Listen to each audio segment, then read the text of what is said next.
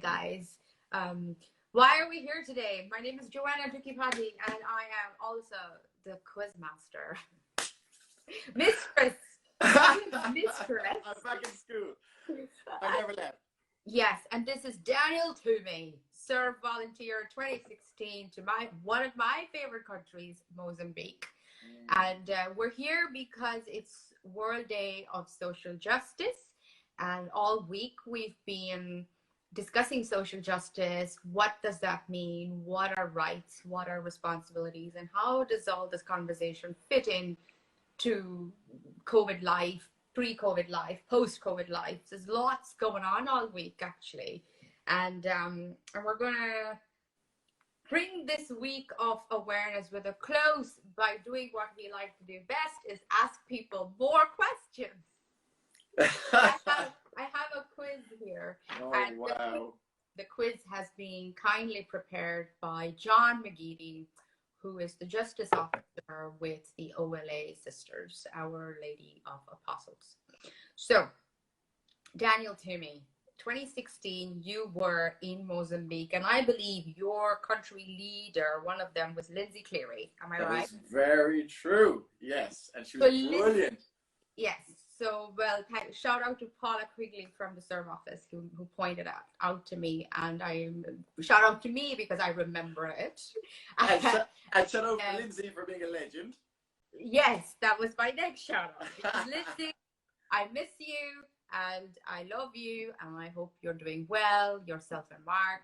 And it's funny, it's really funny in a way, because I met Serve for the first time when I was in Mozambique years ago, and I was volunteering with Young Africa there. But then Team Young Africa were like, here are a beautiful group of Irish volunteers, go play with them. And I just went in, and it was one hell of an experience. And ever since that summer, Serve hasn't been able to get rid of me. That's my commitment with Serve. So yes, so then I volunteered with Serve then a year and a half later and in Belfast.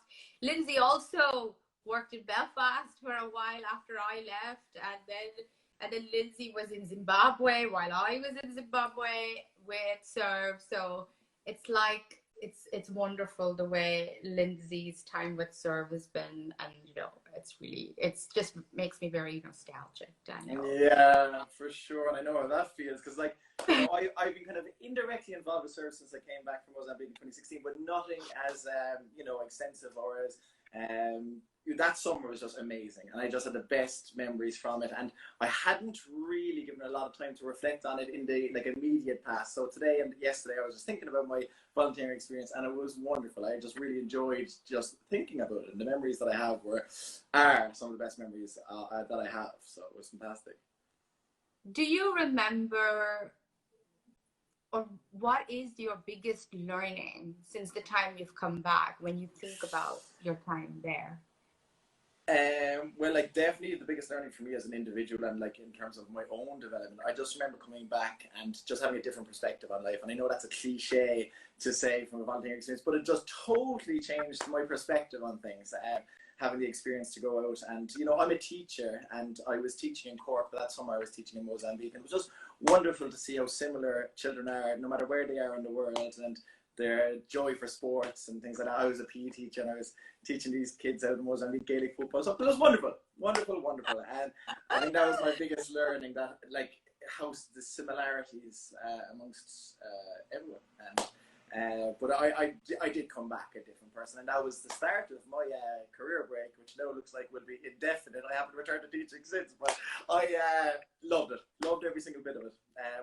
Best experience of my life, for sure. Yeah, cool. Now we're going to test this now, okay? Let's go into question number 1. How is justice primarily understood in the Western philosophical and faith traditions? Do you want the options? Yes, please. Okay. How is justice primarily understood in the Western philosophical and faith traditions? Control and power, rights and responsibilities, survival of the fittest, tribal loyalty. Let's go with rights and responsibilities. Are you sure it's not tribal loyalty? I'm not sure about anything, but look, I'm just going to go with my gut and instinct on this. And that sounds about it. And I do know when the intro to this, you mentioned rights and responsibilities. I can't be a million miles off. You said those words. No, and it's funny, you know, because for me, when I look at that question and I look at the options there, control and power, rights and responsibilities, survival of the fittest, and tribal loyalty. Let's just look at that for 1 second, right? I come from a culture growing up in India where it's about survival of the fittest. Do you know, like if you, it's so crazy. It's common knowledge. Like in Bombay, if you just stand, you will get to where you need to go because people will just push you into the train, into the bus. Like you know, it's you want the good seat on the train, or you want to get a seat. Period. On the bus, you need to like push your way. It's literally survival of the fittest from day one, from the time you're born. So, and then, but the answer, you were right. It's rights and responsibilities. That's how justice is understood in Western and faith traditions. So that's very good. Well done. Good start, Joe. Good. And look, I always would have done. I had a great teacher, Joe. I have a great teacher. You know, I put it all down to you. You've done a great job so far, Miss. Thank you. What is the concern of social justice? Social relations, family relations, sexual relations, crime and punishment. Let's go with social relations. Yes, that's right. Because it's social justice. But then again, is it because it's the answers in the question? Or do you understand what that means? Social relations? Yeah, well, it just seemed the most likely out of those 4 options. And social justice would have to do with, you know, social relations and how we relate to one another. I just think that makes sense. Yeah, so I was just kind of a process of elimination there. But social relations and justice, you know, what should be done within these relationships and the interpersonal relations that we all have. So I feel as though social justice comes in under that heading. Yes, within our community and whatever that community looks like for us. And also the creator of this quiz, John McGeady, who I adore, who said while we were doing the podcast that we are a community of nations. I was like, John McGeady, poignant. You know, we are a community of nations. Not wrong. He's not wrong. Yeah. Now, what approach does social justice take? A charity-based approach, a communist-based approach, a rights-based approach, a free market-based approach? Well, you gave me a kind of a different look there when you mentioned the communist-based approach, and it's kind of thrown me. It's kind of thrown me out of the way it looked to me there. Is she trying to help me out here now, or is, what was the third one you said? Rights-based, so charity-based, communist, or rights-based, or free market-based. Oh, see, and you said that now with emphasis. You kind of, your voice went up there again. Are you trying to influence it? I'm going to say again, because rights and responsibilities is what we've mentioned. Let's go with rights-based again. But that's the only reason I'm saying. Okay. Yeah, I wonder, like, what would the world look like? Do you think the world is also kind of like free market? It is, isn't it? Like my limited understanding of economics, which is so bad. Same. Economics, considering it's about inequalities and it's a way of gauging inequalities and disparities. Free market-based approach. Well, I feel as though, like, the free market would be something that we have here for sure, but I don't know if that's consistent around the globe. I don't know. That's probably my ignorance again there, but I don't know. Leave that be. Let's go back to the answer. A rights-based approach. So 3 from 3. 3 from 3. Yeah.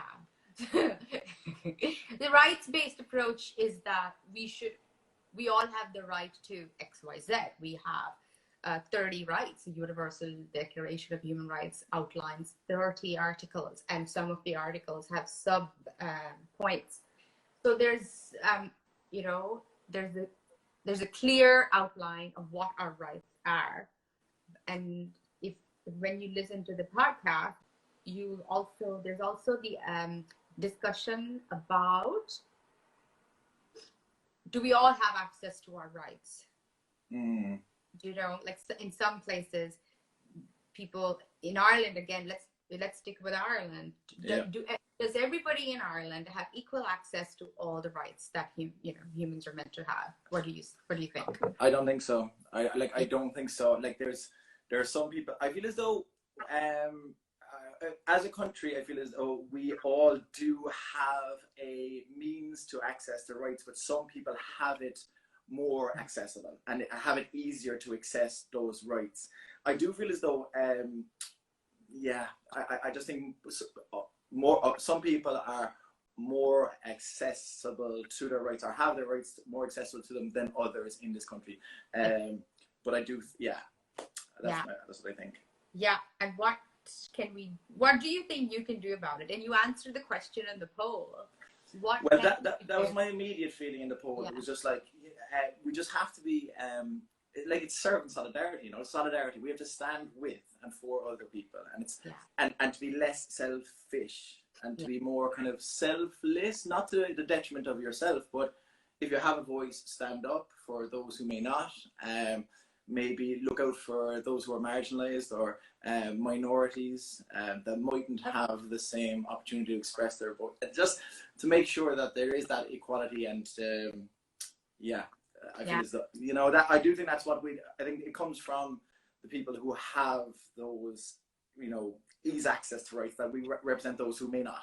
Yes, because that is one of the, it's mentioned in the article that we also have the right to look, you know, I'm summarizing, we also have the right to, the responsibility within that right is to look out for others. Yes, and I think that's as important, The common good is the sum of social and economic conditions that facilitate human flourishing for everybody, or a basic social security floor below which nobody can fall, or a human flourishing for those who can afford it, or a minimum wage. Okay, so I'm going to rule out the last two. I don't think so. It's either one or two. Well, it's definitely not three. I think it's one or two. Common good. So good would imply that, you know, it's not just like base level. That there's. So I'm going to, that first one sounded very optimistic. Was that the opportunity for everybody to flourish, or to everybody get the best? I don't know how it was phrased, but that's what I'm going to go with. It seemed the most positive. Yeah, human flourishing for everybody, even for the person who annoys the hell out of you, and at whatever level, you know. Especially that person. If they annoy you, there's probably something they're upset with. Let's give them more rights. Yes. What are you upset about? Why does this person upset you? Is it the way they smell? Then at a meta level, it's also the people who we share differences with. You know, we need to understand that everyone has equal rights. Everyone has their responsibilities, and when there is difference of opinion and difference, but as long as it does not lead to injustice, it is important that we learn to have those uncomfortable conversations between people who we don't get along with, because that person is also well within their right to express what they're feeling and how they perceive the world, and we all have equal right to flourish. For sure. And it's very hard, isn't it, to be able to stand in a conversation with somebody you don't agree with, because they don't see the world the way you do. Yeah, but I think there's most value in those sort of conversations, because, like, if you just surround yourself with people that see the world exactly as you do, you're not going to grow. You're not going to challenge your own beliefs. And I feel as though, the pursuit of social justice is inherently political because it is an American idea. It involves decision making about how we prioritize our use of resources. It calls for a communist revolution. It only happens in the doll. So the pursuit of social justice is inherently political because... The second one, but resources. Yes, because it involves, that's coming back to the other question. So when people are discussing about resources, and in this case, the government, the state, it is political, isn't it? Because, and in this day and age, everything is political. And I cannot, I would urge, because I used to be that person, I'm not interested in politics. No, Mm, hop on. Everything is political. yeah, And your opinion matters. for And sure. And it's like we were saying there about, would we kind of support others or be a voice for others? And that's politics, that it's making sure, because if we don't keep an eye on the politics and let the decision makers make the decision without any accountability, well, then society can turn into whatever those politicians want it to be. And then those marginalized individuals may not have that voice again. And that's the slippery slope. Yeah. Which of the following undermines social justice and human rights? Political repression, social exclusion, poverty, all of the above. All of the above. Yeah. I'm so used to saying social inclusion. So even I was going to read it, I was like, inclusion. Yes.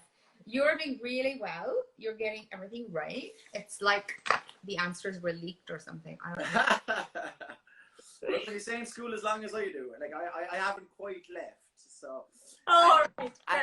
and also because I'm quite competitive by nature, and I like to do well in things. When I knew that I was invited on, I knew what the topic was. I've done a bit of homework. Okay, you should definitely know the answer because I've already said it, I think, 3 times now. How many articles are there in the Universal Declaration of Human Rights? I don't think you mentioned, and hands up, I don't have a clue. I did. I told you there are 30 articles, and each one had sub ones. So is it altogether 30 plus the multiplied by the sub ones, or is 30 the answer? It's altogether 30. These are the 30 articles. And did you know they are available in over 500 languages for people to read in their language? I didn't know. Know. But is that a mark against me because I didn't know that one? No, that's a fail. You got a big what? No way! No, that's not even a proper quiz. Now you're out to get me. I know what you're doing. No, right, Joe. You want to play this game? Let's do it. Okay, I'll give you a 50% mark. Okay, like relax. I told you. Look, I'm sorry. There's a score involved.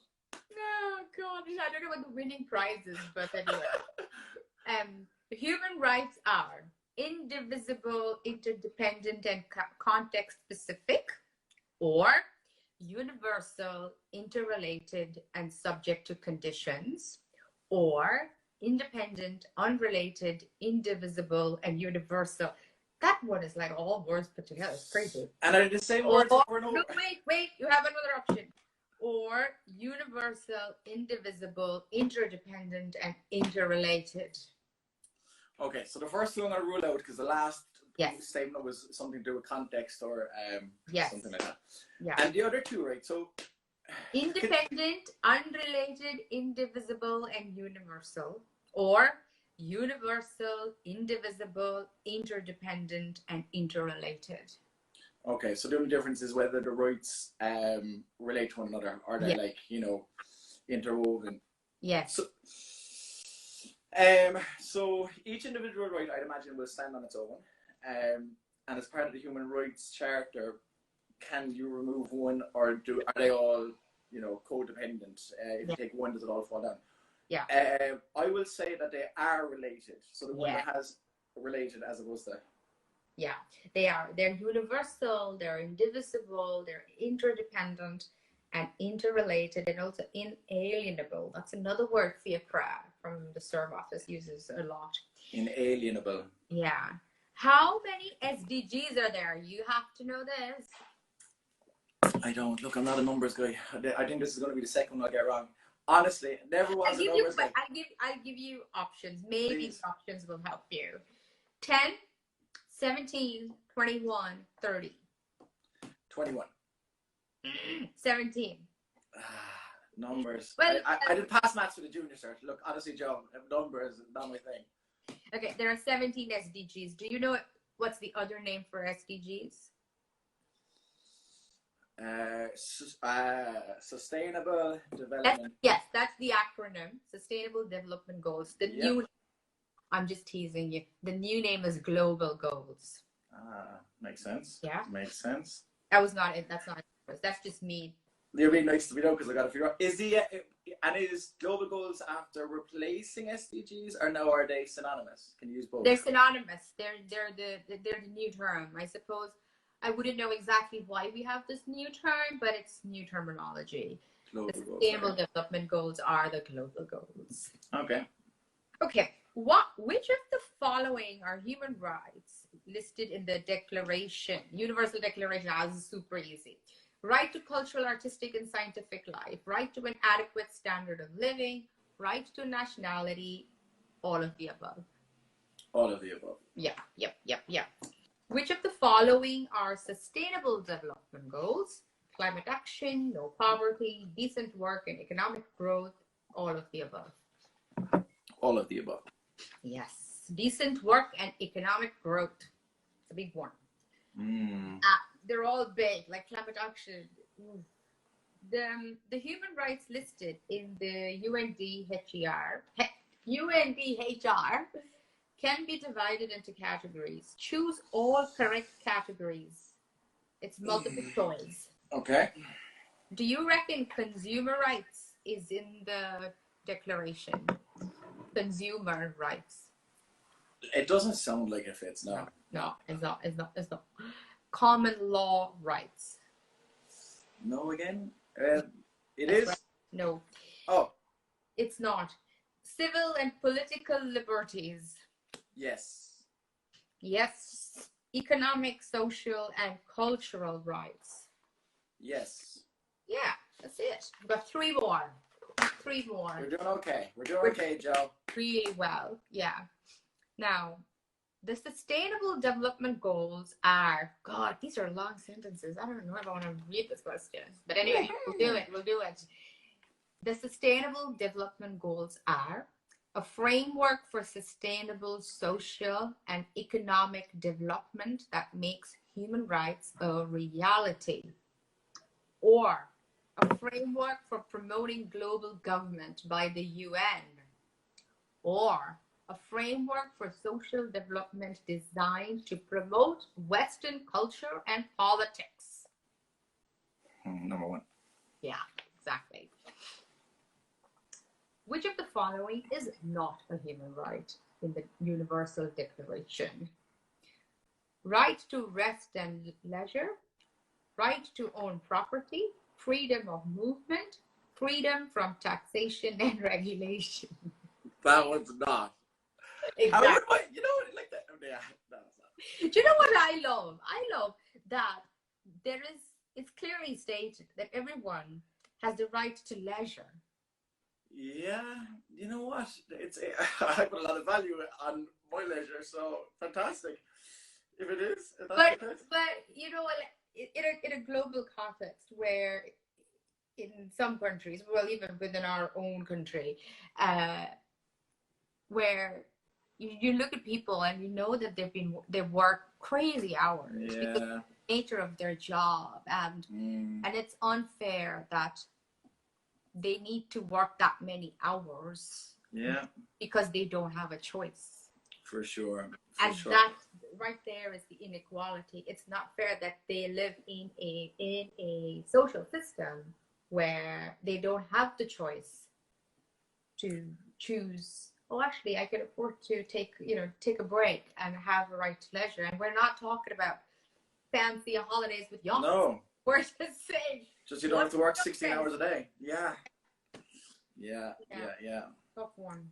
It really is. And like the inequality of it, and the how heavily weighted it is towards the Western society in terms of leisure hours. And like since the Industrial Revolution, everybody here has had a good bit of time off, whereas that's not the case everywhere, and it's shouldn't be the case. Yeah, and I think that there's a lesson in that when I have so much respect and admiration for people in any service sector job, anything. And I've worked like that for a while. So let's all be courteous to them. Yes. Especially now, especially during COVID pandemic. Especially always. Always. But they're the people that are still like putting themselves at risk, and they're still working these really tough hours at the moment. So always, and it doesn't matter in terms of like jobs or industry, and it's just like, can we all like give each other respect, and can we all be courteous and nice, and like what's your excuse otherwise? Like it's so easy, and it's just as easy to be not nice, and why are we choosing that option? But anyway. Yeah, you're so right. Yeah, the final question. Which of the following are sustainable development goals? Did we just do this? No, we didn't. Okay. Multiple choice. Multiple choice. Responsible consumption and production. Reduced corporate taxation. This is not a SDG. No, it doesn't sound like it. Yeah. Affordable and clean energy. Sustainable cities and communities. Yeah, it's the tax one. It's definitely not. Yeah, the rest of them. Yeah, I think the rest of them are, yeah. Yeah. Responsible consumption and production. Whoa. And then affordable and clean energy, sustainable cities and communities. Look how that is super interdependent. Yeah, for sure. And it's wouldn't it be wonderful if that was our future, or that we can have that in place? Circular economy. There's a lot to be said about circular economy. I think so. Ladies and gentlemen, boys and girls and others, look up circular economy. And I think Ireland is doing a lot of research in being like that, looking for ideas to be a circular economy to deal with those SDGs about consumption and production, and again bringing that back to World Social Justice Day, making sure everyone has equal access to everything. Now, do you have a burning question for the quiz mistress? Ooh, we get to turn the tables. Interesting. No, just one question related to this. How close are we to achieving what we're trying to set out with this charter? If you were to give it a percentage. It's evolving. Like the charter in itself, I don't know if there's a measuring index, but if there is one for the SDG, there is the SDG index. And Ireland it's crazy because we do share the Fact Fridays as often as we can to look at where does Ireland stand in comparison with our partner countries, Zambia, Mozambique, Zimbabwe, and Philippines. And it's crazy because I think it's in Zambia where they're on target in terms of achieving sustainable development goals for, I think it's this one related to climate change because of, for whatever reason, right? And Ireland is stagnating. They're not Ireland has not achieved the target, but it's stagnating. A very good source is the sdgindex.org, and it's a cool interactive way to look at where all the countries rank in terms of SDGs and how is Ireland doing in comparison to others. And that's important. It's a great question. It's important because it first of all helps us realize that it's not up to the so-called others. It's up to all of us to contribute towards the SDGs, towards this global agenda for 2030. Every country has a role to play in it. And it was in the podcast I heard that Ireland and Kenya were in the final negotiations for the SDG. They're one of the two of the participating countries. So FICRA points out that it is crucial that Ireland, steps up and does what the country needs to do in order to lead by example. For sure. So yeah, how far are we? That's a huge loaded question. Yeah. I think it's important to see who is doing better than the others and what can we learn from them and put in practice here at a personal level, as a community level, as a state level, because there's all these tiers. So yeah.